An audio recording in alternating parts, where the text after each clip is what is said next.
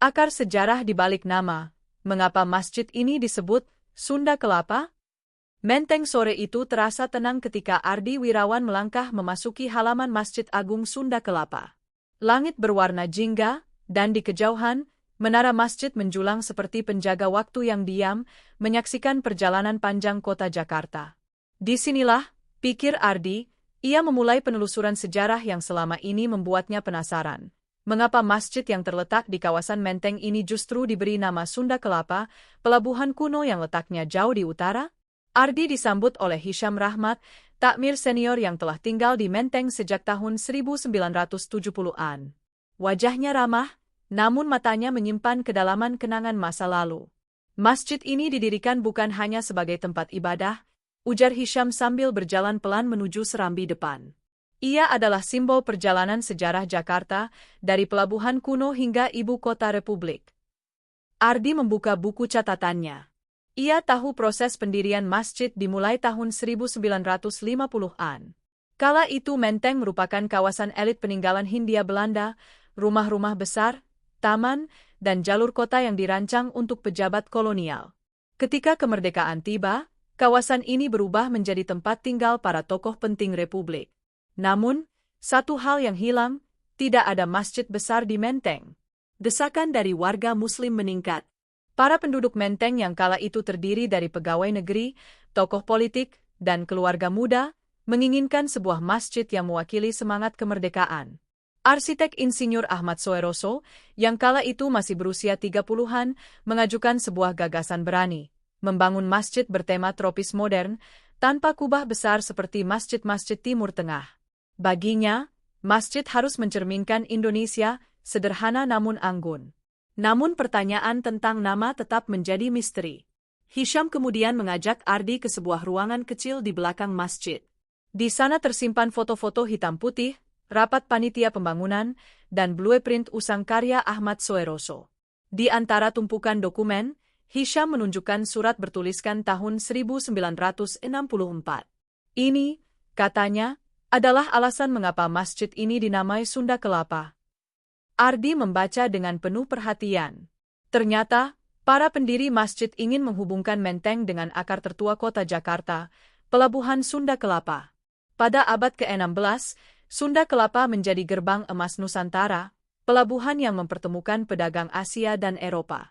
Disitulah sejarah Jakarta dimulai ketika Fatahillah menaklukkan pelabuhan itu tahun 1527 dan mengganti namanya menjadi Jayakarta. Dengan memberi nama Sunda Kelapa, para pendiri ingin mengingatkan bahwa Jakarta tidak boleh lupa dari mana ia berasal. Masjid ini adalah jembatan antara masa lalu dan masa kini, antara pelabuhan tua dan kawasan modern Menteng. Nama itu dipilih untuk menjaga identitas dan sejarah kota yang terus berkembang. Rani, mahasiswa arsitektur yang baru tiba, bergabung dalam percakapan. Jadi masjid ini sebenarnya adalah monumen sejarah yang menyamar sebagai tempat ibadah, ujarnya penuh kagum. Arsitektur modernnya adalah wajah baru kota, tapi namanya adalah nostalgia masa lalu. Ardi tersenyum. Baginya, sejarah memang sering bersembunyi di balik nama-nama. Masjid Agung Sunda Kelapa bukan sekadar bangunan indah, tetapi sebuah pengingat bahwa setiap jengkal kota memiliki cerita panjang yang tak boleh dilupakan. Sore menjelang maghrib, suara azan bergema dari menara. Ardi menutup buku catatannya. Ia merasa seperti baru membuka lembar pertama dari kisah besar yang harus dituntaskannya. Esok, ia ingin menggali lebih dalam tentang sosok Insinyur Ahmad Soeroso, sang arsitek yang melahirkan mahakarya ini. Dan ia tahu, perjalanan sejarah ini baru dimulai. Arsitektur tropis modern, jejak pemikiran Insinyur Ahmad Soeroso. Pagi itu, Ardi kembali ke Masjid Agung Sunda Kelapa. Udara Menteng masih sejuk ketika ia bertemu Rani di pelataran. Mahasiswa arsitektur itu membawa beberapa sketsa bangunan lama. Aku menemukan arsip yang menyebutkan bagaimana Soeroso memilih konsep masjid modern, katanya sambil menunjukkan kertas-kertas pudar. Mereka berjalan memasuki masjid, melewati dinding-dinding berwarna putih krem yang memantulkan cahaya matahari. Tidak ada kubah besar, tidak ada ornamen berat. Yang ada hanyalah garis-garis tegas, atap bertingkat, dan ruang terbuka yang serasa mengundang angin untuk berkeliling. Ini konsep masjid yang revolusioner pada zamannya, ujar Rani. Soeroso percaya bahwa masjid di Indonesia harus mengikuti iklim tropis. Ia tidak ingin meniru gaya Arab atau Turki. Ia ingin menciptakan identitas baru. Ardi mengamati pilar-pilar ramping yang menopang bangunan utama. Soeroso merancang ruang besar tanpa sekat untuk menampung ribuan jamaah. Cahaya diatur lewat ventilasi dan jendela lebar, sehingga ruang selalu terang meski tanpa lampu. Mereka kemudian berdiri di kaki menara setinggi 40 meter. Bentuknya ramping, seperti pena raksasa yang menggores langit menteng.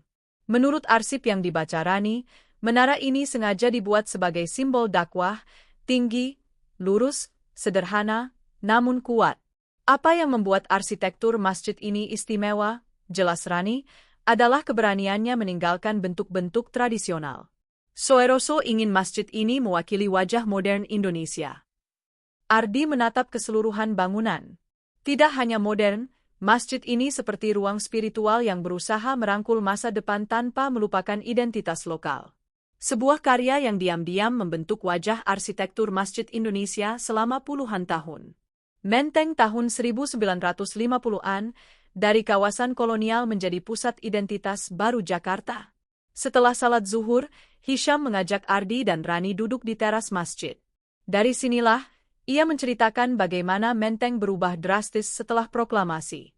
Pada awal 1950-an, Menteng masih dipenuhi rumah-rumah kolonial, taman luas, dan jalan berkanopi.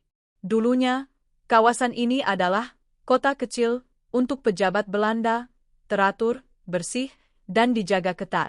Namun ketika Republik berdiri, rumah-rumah itu mulai ditempati diplomat, tokoh politik, dan keluarga pegawai negeri yang baru pulang dari perjuangan.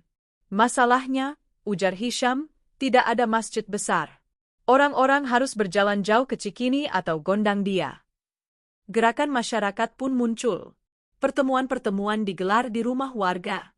Para tokoh Menteng mengumpulkan donasi, berdiskusi, dan mengajukan izin pembangunan masjid.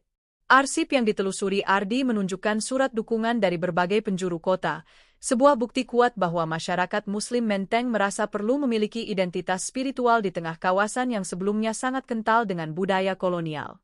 Rani membayangkan Menteng tahun 1950-an, trotoar rapi, pepohonan terembesi, dan deretan rumah bergaya Indische yang mulai dipenuhi suara anak-anak Indonesia merdeka. Masjid Sunda Kelapa berdiri di masa ketika Jakarta sedang mencari jati diri baru, katanya. Hisham mengangguk. Benar. Masjid ini bukan hanya bangunan. Ia adalah pernyataan bahwa Menteng telah berubah, bahwa Indonesia telah menjadi tuan rumah di tanahnya sendiri. Sunda Kelapa dan jejak Jayakarta, benang merah yang menyatukan utara dan tengah kota. Keesokan harinya, Ardi mengajak Rani dan Hisham pergi ke pelabuhan Sunda Kelapa. Perahu-perahu kayu pinisi berjejer di sepanjang dermaga. Tempat ini terasa seperti mesin waktu, mengembalikan mereka pada abad-abad awal perdagangan Nusantara. Ardi berdiri memandang air laut yang memantulkan cahaya matahari. Disinilah Jakarta bermula, katanya. Sunda Kelapa adalah pintu dunia. Dari sini pedagang Arab, Tiongkok, India, dan Eropa masuk dan meninggalkan jejak sejarah. Rani menambahkan, dan kemenangan Fatahillah tahun 1527 di pelabuhan ini menjadi simbol kebangkitan Jawa Barat dan cikal bakal berdirinya kota Jayakarta. Hisham tersenyum sambil mengingat cerita para pendiri masjid.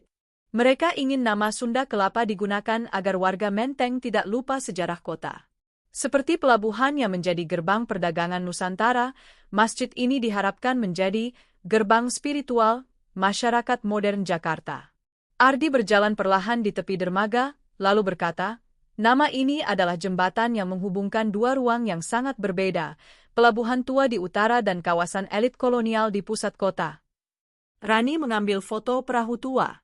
Dan ironisnya, katanya, masjid yang modern itulah yang justru membawa kita kembali ke akar sejarah Jakarta. Hisham, Ardi, dan Rani, refleksi tiga generasi di bawah menara Sunda Kelapa. Senja kembali menyelimuti Menteng ketika mereka bertiga duduk di halaman masjid. Menara Sunda Kelapa berdiri anggun, memantulkan cahaya jingga yang hangat. Ardi menutup buku catatannya. Aku datang hanya untuk mencari sejarah masjid ini, katanya. Tapi ternyata aku menemukan lebih dari itu. Aku menemukan sejarah Jakarta. Rani menatap langit. Dan aku menemukan bagaimana arsitektur bukan hanya soal bentuk, tapi juga identitas. Sementara itu, Hisham tersenyum haru. Kalian tahu, ujarnya, saya melihat masjid ini tumbuh seperti anak. Dari tanah kosong menjadi tempat berkumpulnya ribuan orang. Dari suara adzan pertama hingga menjadi ikon Menteng. Ia menambahkan, 3 generasi kini berkumpul di sini.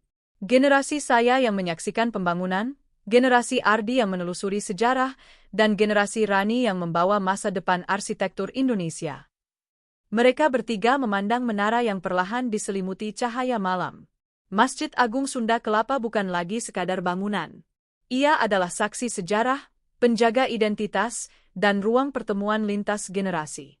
Masjid ini, kata Ardi, adalah Jakarta itu sendiri, terus berubah, namun tetap menyimpan akar sejarahnya. Dan ketika suara azan maghrib kembali menggema, ketiganya merasa seolah sejarah, arsitektur, dan spiritualitas bertemu dalam satu titik. Di bawah menara Sunda Kelapa, di jantung kawasan Menteng yang tak pernah kehilangan cerita. Di akhir perjalanan Ardi, Rani, dan Hisham, Masjid Agung Sunda Kelapa tampak bukan lagi sekadar bangunan indah di tengah Menteng. Ia adalah jalinan waktu, mengikat masa lalu Sunda Kelapa, transformasi Menteng pasca kemerdekaan, hingga dinamika spiritual masyarakat Jakarta modern. Dari arsitektur tropis modern karya Soeroso, hingga semangat para pendiri yang ingin menghubungkan akar kota dengan masa depannya, masjid ini berdiri sebagai simbol bahwa sejarah tidak pernah benar-benar hilang. Ia hanya menunggu untuk ditemukan kembali, didengar, dan diceritakan kepada generasi selanjutnya.